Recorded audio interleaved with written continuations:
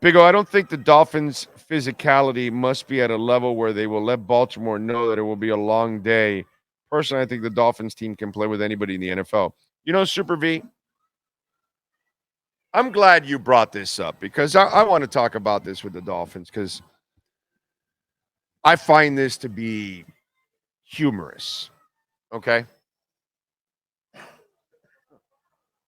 So the Dolphins are a top 5 defense, correct?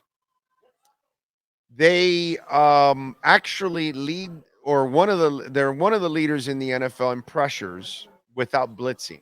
And they are one of the least blitzing teams in the NFL, yet they are one of the more pressure teams in the NFL.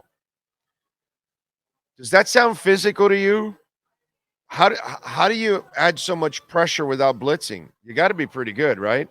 How are you a top 5 defense? You got to be pretty good, right? If you're top 10, top 5, you got to be pretty good, right? You got to be pretty physical.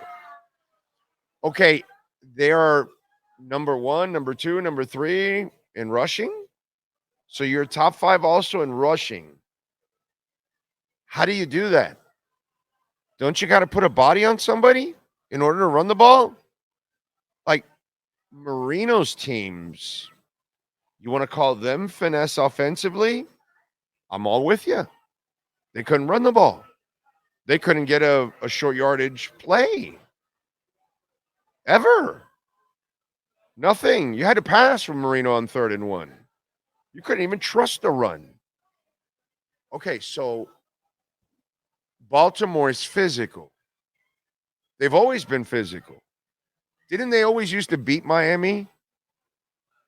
Shit, what's happened the last 2 years? Oh, they lost to Miami. Wow. So they weren't physical 2 years ago? Because everybody says that game was won by the defense. You know, the Tua haters, they don't even want to give Tua credit in that game for making the throws he had to make at least. And he didn't have big numbers in that game. But if you won by defense, doesn't that take physicality, Sean? Right? A tad. Okay. So 2 years ago, you won on defense. Then last year, you're down by 21. You better be tough physically and mentally to come back from 21. I mean, you better be tough enough defensively to shut them down. Oh, wait, they did that. Oh, you better be tough mentally to be able to come back from 21. Oh, wait, they did that too. And so now you're better than last year. Offensively, defensively, everything. And so now you're not physical enough?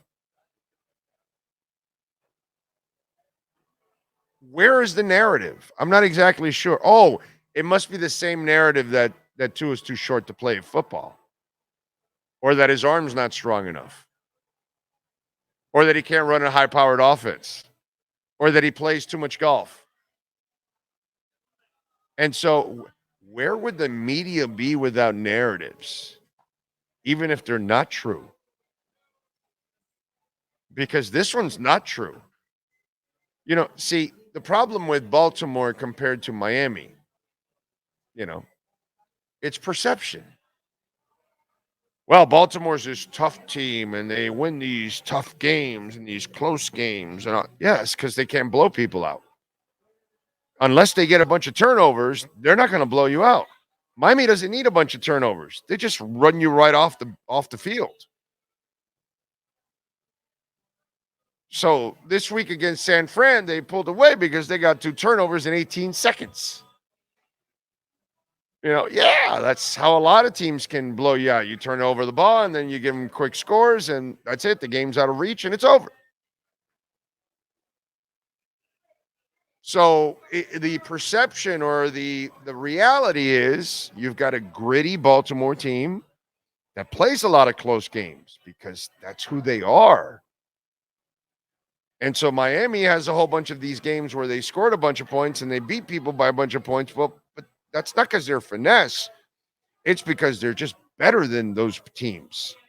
And if you screw around, they can blow you out quickly. And then you're going to have trouble coming back on them because they actually have a physical defense. Yeah, because, Sealer's not physical. Wilkins is definitely not physical. Chubb really doesn't hit anybody whatsoever. I mean, just ask Zach Wilson, if he's physical at all. I don't know. You might want to check that out. Andrew Van Ginkel, he doesn't throw his body around. Now, David Long, oh, please. David Long doesn't hit anybody. He doesn't try. Yeah, no, Deshaun Elliott's not going to try to hit you. No, Brandon Jones, no, he would never hit you. Yeah. He hits his own guys. Yeah. Where would the media be without these bullshit narratives? Because all you have to do is look at what's happened the last 2.5 years now with the Miami Dolphins and the Baltimore Ravens. And all of a sudden, people paint these pictures that don't resemble anything of the reality the last couple of years or the reality that's going on right now. Because the reality is Miami's 11 wins and they have 12. Okay. They have a couple of ugly losses. Miami only has one. So you tell me. I'm not exactly sure where all these narratives come from. Because Miami fits none of those narratives. And everything that they do tells you what they are.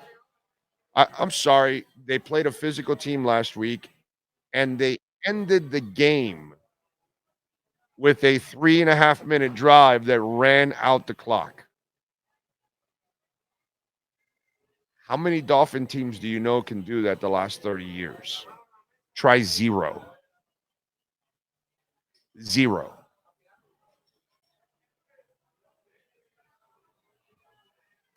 Don't know where they would be without these bullshit narratives, to be quite honest with you. But hey, it fills space and it gets you clicks and it baits people in. And that's mission accomplished.